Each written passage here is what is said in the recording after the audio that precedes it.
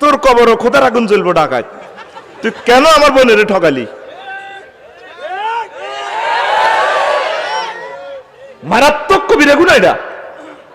নাই নাই ইউরিরে কান্দে। তুই মাইয়া জন্ম দেশ ডাকাত, ও ডাকাত কজে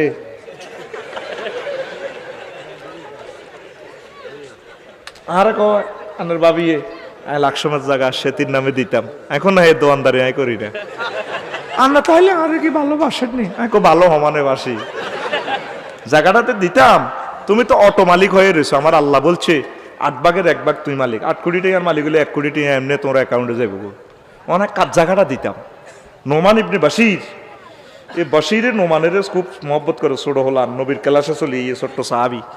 ওরে মদিনা তো এবার কয়েকশো কোটি টাকার বাগান দিয়ে লেছে।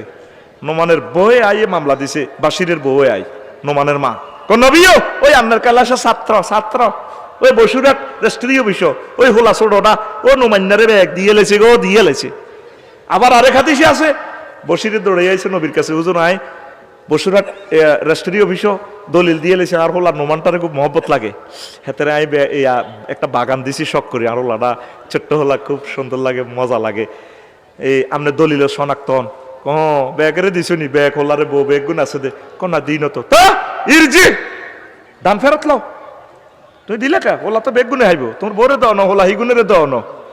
দেখছেন নি রাসূলের সুন্নাত। তুই কম দুঃখে ছোট ওলারে দিয়ে দিছ মাল, এটা ছোট বরে বড় বরে তুই দিয়ে দিছ। অটো মালিক এমনি হয়েছে। আতুরা সিটিং বাজার করবি নি? এনে দে ক্রস মার, সিটিং বাজার করবি নি?